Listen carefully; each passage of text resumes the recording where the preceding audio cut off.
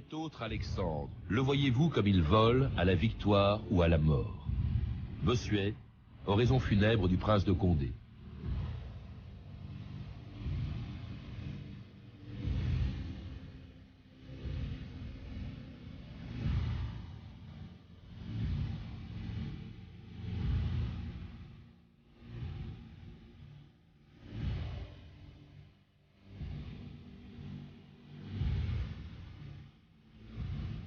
« 2000 ans d'histoire.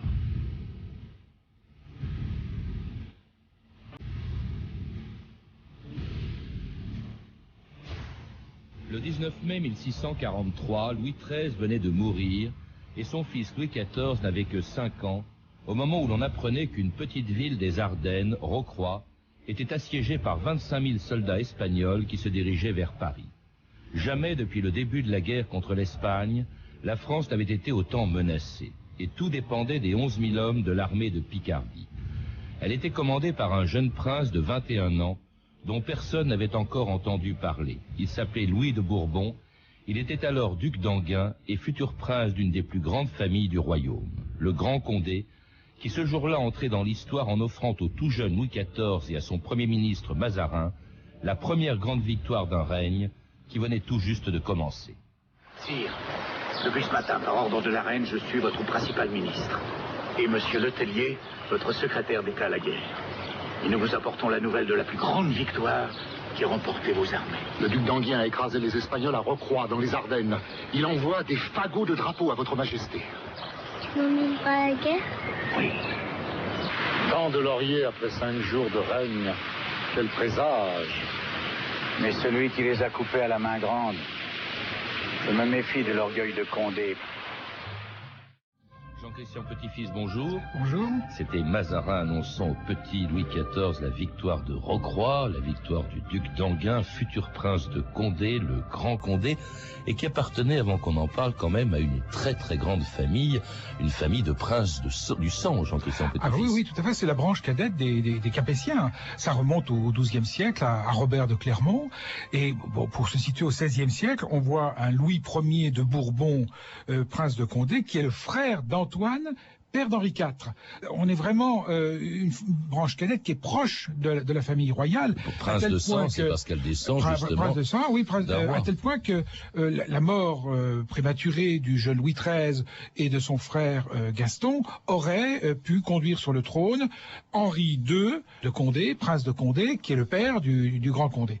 Et la même chose à la génération suivante, la mort prématurée du jeune Louis XIV, de monsieur Gaston d'Orléans et puis du petit duc d'Anjou, futur Philippe d'Anjou, eh bien, faisait monter aussi sur le trône le Grand Condé. Tout près du trône, ce qui explique d'ailleurs les ambitions de tous les princes de cette famille. Il y en a eu au total 9, jusqu'en 1830, date à laquelle cette famille s'est éteinte. Mais alors, c'est une famille très turbulente. On a vu le père, d'ailleurs, du Grand Condé, lui-même se dresser contre Louis XIII, Jean-Christian Petit-Fils. C'est vraiment des rebelles, ces Condés. Voilà, et même avant, ils ont été mêlés aux guerres du protestantisme, puisque le Louis Ier se convertit au protestantisme. Ensuite, Henri II, lui, père du Grand Condé, retourne au catholicisme et devient d'ailleurs un des champions du catholicisme avec une farouche volonté d'écraser les protestants. Et lui aussi, se révolte contre Louis XIII, le jeune Louis XIII, contre Marie de Médicis. Il est enfermé au château de Vincennes et il va falloir, à la fin de sa vie, il va acheter une conduite, se soumettre à la régente, à la reine mère, et puis surtout au cardinal de Richelieu. Oui, alors justement, alliance avec Richelieu, d'ailleurs, qui va se faire en scellant par un mariage entre justement le futur Grand Condé, le fils de Henri de Condé, c'est-à-dire notre Grand Condé, avec la nièce du cardinal de Richelieu, celle dont vous écrivez des mémoires apocryphes chez Perrin, Jean-Christian Petit-Fils, et c'est Claire Clémence de Maillé-Brézé. Voilà. Alors, Claire Clémence de Maillé-Brézé, c'est la fille du maréchal de Maillé-Brézé. C'est une petite fille qui est née en 1628, donc qui, quand elle l'épouse le duc d'Enghien, puisqu'à ce moment-là, il est duc d'Enghien, notre prince de Condé. Son père n'est pas mort. Le titre n'est pris qu'à la mort du père. Elle a 13 ans. Lui en a 19. C'est une petite fille un peu provinciale, qui a été élevée dans un couvent, qui a été été conduite par Madame d'Aiguillon, qui est l'autre nièce de Richelieu, puisque Claire Clémence est nièce de Nicole de Richelieu.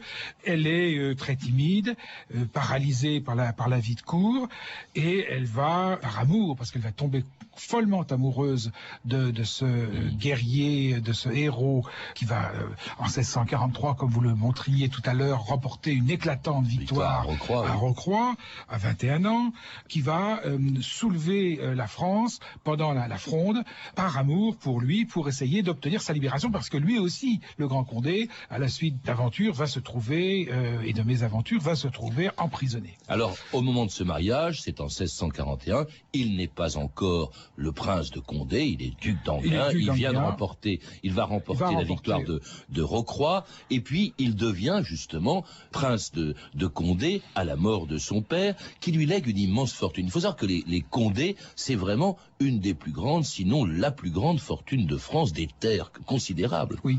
Alors ça vient du père, ça vient d'Henri II, parce qu'Henri II au départ avait une petite fortune, et c'est justement son ralliement à Richelieu et au roi Louis XIII qui va le conduire à amasser des biens, des abbayes, des gouvernements.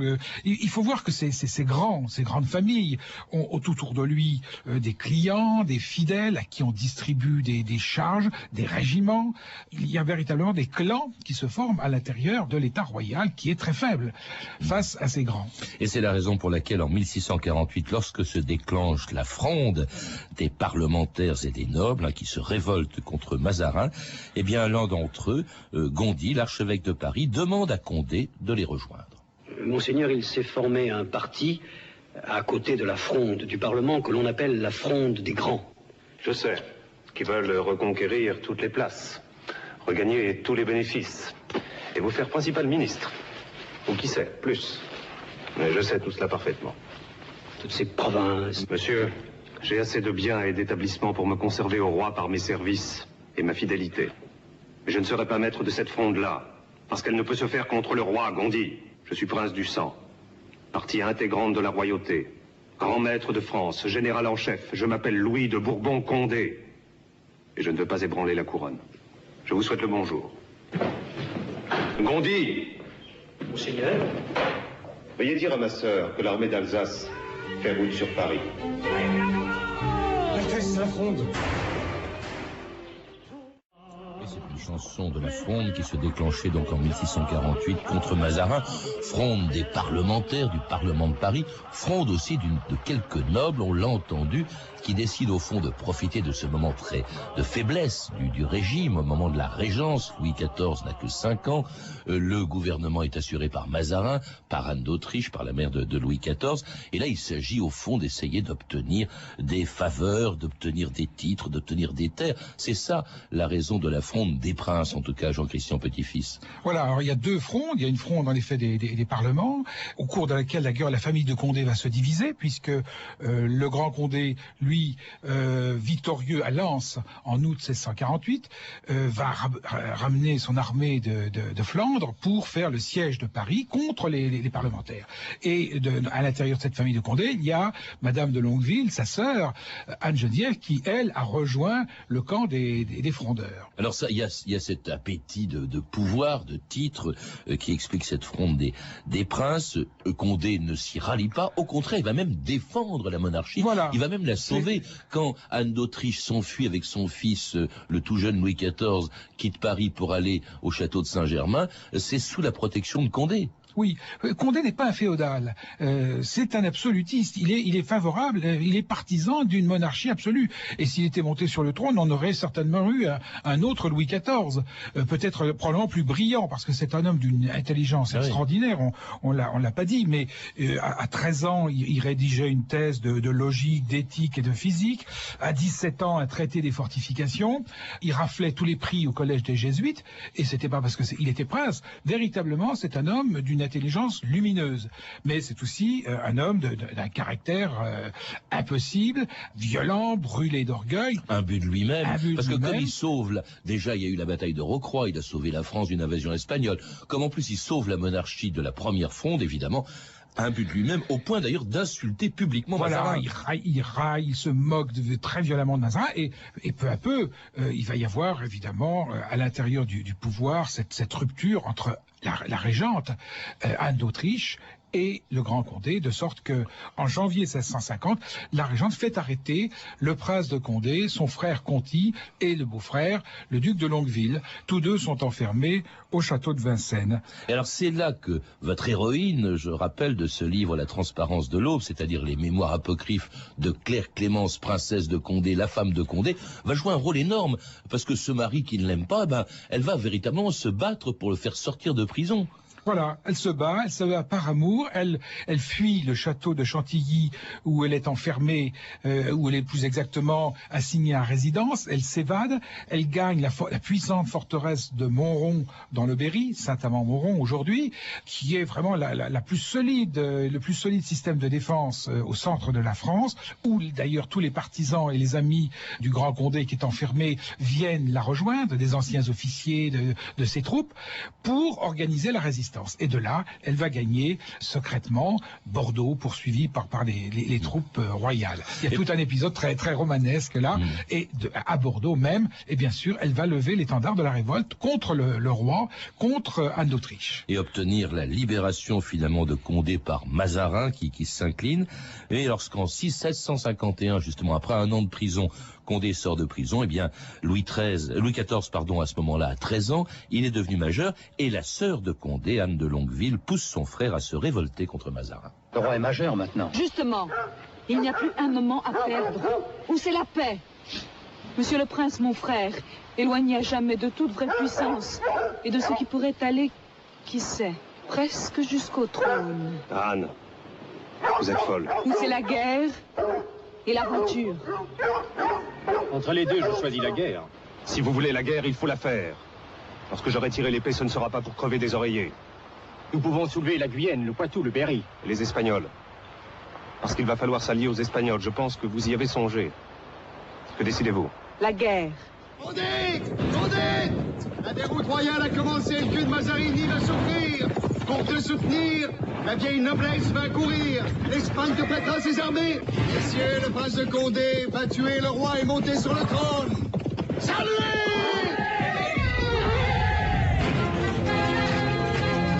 C'est ainsi que 3 ans après avoir sauvé la monarchie, Jean-Christian Petit-Fils, Condé se tourne contre elle, en tout cas contre Mazarin, contre la régente, contre Anne d'Autriche. Au fond, il trahit d'autant plus qu'il va faire appel aux Espagnols. Voilà, il a le sentiment de ne pas avoir été suffisamment récompensé, remercié par la régente. Il méprise, on l'a dit, il déteste le cardinal Mazarin, un Italien qui ne comprend pas la grandeur de la famille royale, qui ne comprend pas les grands, et il va en effet trahir, ce qu'on appellerait aujourd'hui trahir. Dans son esprit, c'est probablement pas ça, parce que on est encore pas très loin du connétable de Bourbon, on n'est pas très loin d'une idée que les familles royales en Europe se tiennent toute la main, et que lui étant de sang royal, il peut avoir l'appui de son cousin Philippe IV d'Espagne, roi d'Espagne. Mais en effet, après, il y a un second soulèvement de Bordeaux, auquel d'ailleurs Claire Clémence et Anne-Geneviève de Longueville participent. Claire Clémence est plutôt hostile à cette alliance avec les Espagnols, c'est la nièce de Richelieu, ne l'oublions pas. Le Grand Condé, malgré tout, décide de s'allier avec les Espagnols et revient vers Paris. Il est battu à Blénaud par un autre général d'une trempe extraordinaire et exceptionnelle qui est Turenne, par les troupes royales donc. Il va s'enfermer dans Paris à la suite du combat du faubourg Saint-Antoine, et puis de là, les violences se développant à l'intérieur de Paris, l'hôtel de ville étant incendié par ses partisans qui sont extrêmement agressifs et extrêmement violents, même à l'égard de la bourgeoisie et des notables qui étaient au départ prêts à l'accepter, eh bien il s'en va rejoindre les troupes espagnoles dans les Pays-Bas espagnols, là où justement Claire Clémence va le suivre. Et à ce moment-là, c'est la fin de la Fronde, et le jeune Louis XIV peut proclamer effectivement que désormais il règne véritablement. Le prince de Condé, le prince de Conti, la duchesse de Longueville sont déclarés coupables de lèse-majesté et leurs biens confisqués. Conti, rebelle en fuite. Condé, prêt au service de l'Espagne. J'ai vaincu ce python qui désolait le monde. Ce serpent de l'enfer, la révolte, la fronde. Déjà seul, je conduis mes chevaux lumineux, qui traînent la splendeur et l'éclat avec eux. Une divine main m'en a remis les rênes. Nous avons même gloire. Elle est l'astre des reines. Je suis l'astre des rois.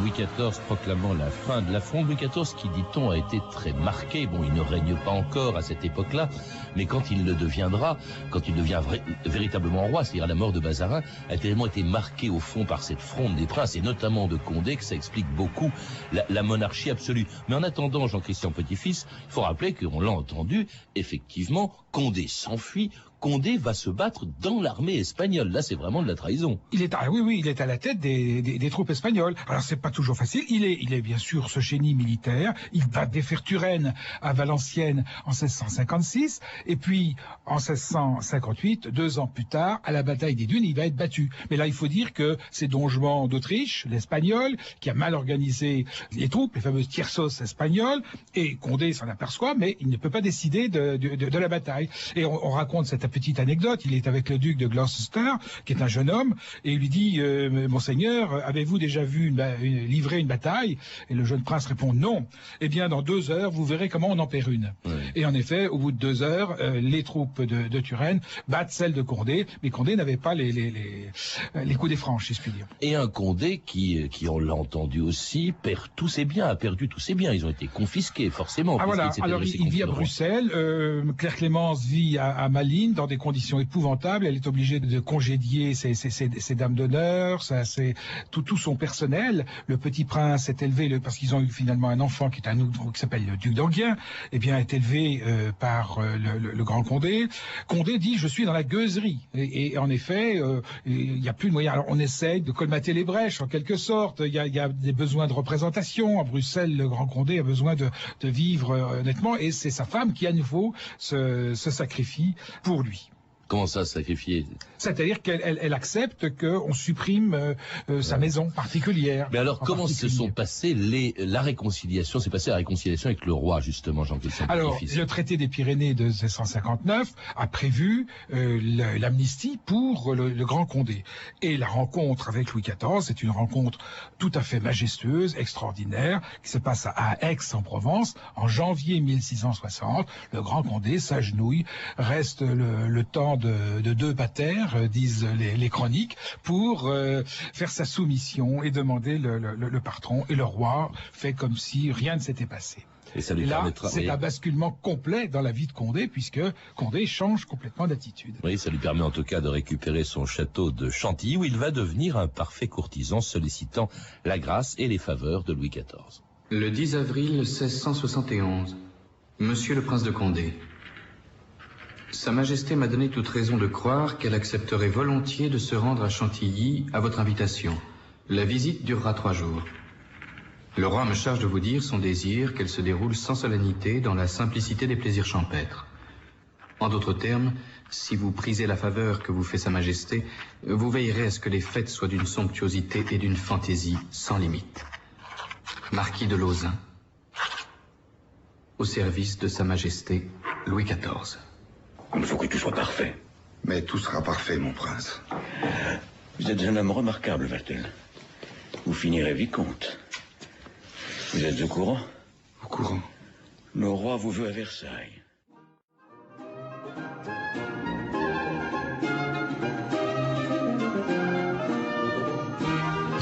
Et c'est en effet Vatel qui était le maître d'hôtel de Condé, qui était chargé par celui-ci d'organiser un séjour de Louis XIV à Chantilly. On sait que Vatel va se suicider parce que la marée n'était pas arrivée.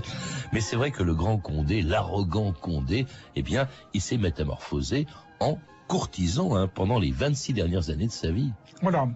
Pas complètement, puisque finalement, on reparlera tout à l'heure de sa femme, mais il devient quand même un prince humaniste, une sorte d'homme de la Renaissance. C'est un très grand lettré.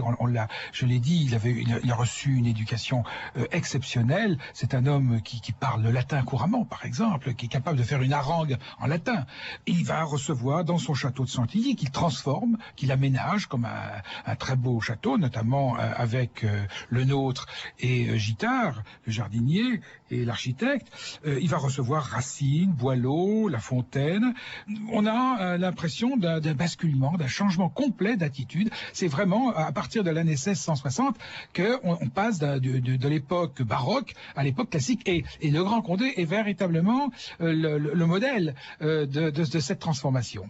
Il reste quand même un grand capitaine, parce que pourquoi reçoit-il le roi en 1671, c'est pour obtenir un commandement, et des commandements, il va en avoir. Il va continuer à s'illustrer dans les guerres. Il va servir le roi, cette fois, il sert dans les armées du roi. En 1668, il participe à la campagne éclair de la Franche-Comté. En quelques semaines, en 3 semaines, une province entière détenue par les Espagnols, possédée par les Espagnols, tombe dans les mains du roi. C'est le siège de Besançon, le siège de Dole, et un petit peu plus tard, en 1674, c'est la grande bataille, très meurtrière d'ailleurs, la bataille de Senef. Et le roi va le recevoir, et à ce moment-là, Condé déjà a énormément de mal, de rhumatisme, il commence à vieillir, et il va le recevoir en haut de l'escalier de Saint-Germain, et on voit le Condé voûté, montant très très difficilement les marches, et s'en excusant. Et Louis XIV lui disant « Mon cousin, quand on est aussi chargé de laurier, on ne peut pas marcher vite. » Alors le Grand Condé, qui effectivement continue de se battre, faut dire qu'il avait du boulot sous Louis XIV, les guerres n'ont pas manqué, et les batailles non plus. Grand capitaine, mais aussi alors un mari, vous le dites toujours dans ses mémoires apocryphes, je le rappelle, puisque c'est votre plume que vous avez prêtée à Claire Clémence, la princesse de Condé, la femme du Grand Condé, extrêmement dur avec sa femme.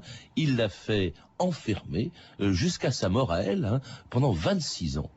Pour quelle raison? On dit que c'est parce qu'il l'a soupçonné de le tromper. Alors voilà, en fait, il n'a jamais accepté ce mariage qui lui a été imposé par Richelieu. C'est aussi, il y a un problème dans la famille des Richelieu, c'est un problème de la folie. Et Nicole Duplessis, mère de Claire Clémence, a fini folle. Et le Grand Condé a eu certainement la crainte de voir ses enfants, qu'il va avoir avec Claire Clémence, devenir fous. Et en effet, d'ailleurs, ils le deviendront.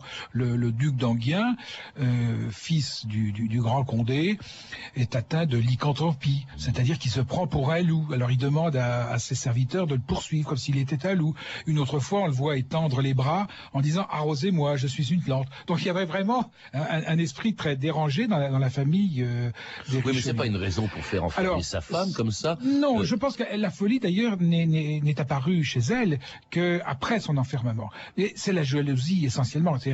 C'est un mari jaloux. Oui, mais enfin, il trompait sa femme à Tire-Larigot. Ah bah oui, mais ça, il a eu énormément d'aventures, mais il ne supportait pas que sa femme en fît autant. Ouais.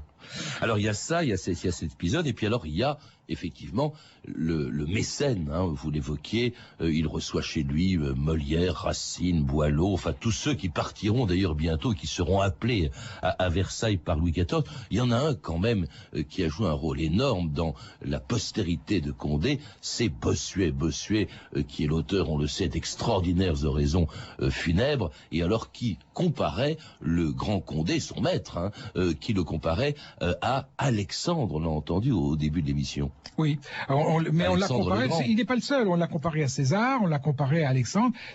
Il faut dire, bien sûr, ce ne sont pas du tout les mêmes destins, ceux d'Alexandre et ceux de Jules César, mais il y a un génie militaire indiscutable chez Condé, comme il y en a un aussi chez Turenne. La France a eu à ce moment-là deux grands généraux, sans compter d'autres comme Luxembourg, qui est un cousin de Condé, un Bouteville, un moment aussi Bouteville, vraiment des chefs de guerre oui, mais exceptionnel. Que cela. Et Napoléon le reconnaîtra lui-même, d'ailleurs, aussi bien le génie de Turenne que celui de Condé. Oui, mais en ce qui concerne Condé, il n'était qu'au fond qu'un grand capitaine, lettré aussi, mais alors un politique désastreux. On l'a bien vu dans les choix qu'il a fait en ce qui concerne la Fronde. Ah oui, absolument. Mais je vous dis, comme il y a ce basculement qui est intervenu dans cette vie et le changement vraiment d'époque qu'il a accompagné. Mais est-ce que justement Jean-Christian Petit-Fils, il n'incarne pas ce changement d'époque? D'une certaine manière, il appartient à la plus grande famille princière de France à l'époque, et une très très grande famille, mais en même temps, on a l'impression qu'il incarne toute la noblesse. Au fond, c'était son destin, cette noblesse dont il était l'incarnation, que d'être turbulente, de dicter pratiquement sa politique au roi, et puis brusquement avec Louis XIV, et c'est la raison d'ailleurs de la monarchie absolue de Louis XIV, elle se soumet, elle va dans cette cage dorée qui était Versailles. Au fond, c'est ça, c'est l'incarnation même du destin de cette aristocratie. Oui, il s'est appuyé en tout cas sur cette aristocratie qui voulait un système qui ne soit pas du tout un système de monarchie absolue. Je pense, comme je vous le disais tout à l'heure, que il était plutôt, lui, du côté de l'absolutisme, et il aurait été roi, ça aurait été certainement un roi le plus absolu, peut-être encore que Louis XIV, mais dans sa révolte contre le roi, en effet, il s'est appuyé sur les grands, sur la haute aristocratie qui ne rêvait que de revanche face à cette montée de l'État royal. Parce que des Condés, il y en aura d'autres, hein, mais enfin, ils sont beaucoup moins brillants que ce Condé dont vous venez de nous parler. Il y en aura jusqu'en 1830. En tout cas, pour le retrouver, Jean-Christian Petit-Fils, et par le truchement de sa femme, je recommande la lecture de votre livre, La transparence de l'aube, mémoire de Claire Clémence, princesse de Condé, publié aux éditions Perrin, et dans lequel vous retracez justement le destin de cette épouse du grand Condé sous la forme de mémoires apocryphes et merveilleusement écrit, tout à fait dans la langue classique du grand siècle. Vous êtes également l'auteur de Louis XIV, expliqué aux enfants aux éditions du Seuil en livre de poche. Vous avez pu entendre des extraits de 2 films, Vatel de Roland Joffé, disponible en DVD chez Gaumont, Louis Enfant Roi de Roger Planchon en DVD aux éditions Universal Pictures, ainsi que du téléfilm Mazarin de Pierre Cardinal avec François Perrier, que l'on a entendu dans le rôle titre, et Stéphane Bouy dans le rôle de Condé. Toutes ces références sont disponibles par téléphone au 32 30, 34 centimes la minute ou sur le site franceinter.com. C'était 2000 ans d'histoire, la technique Julien Chabassu et Farid Chibadi, documentation Claire Destacan, Emmanuel Fournier et Franck Olivard, une réalisation de Anne Kobilac.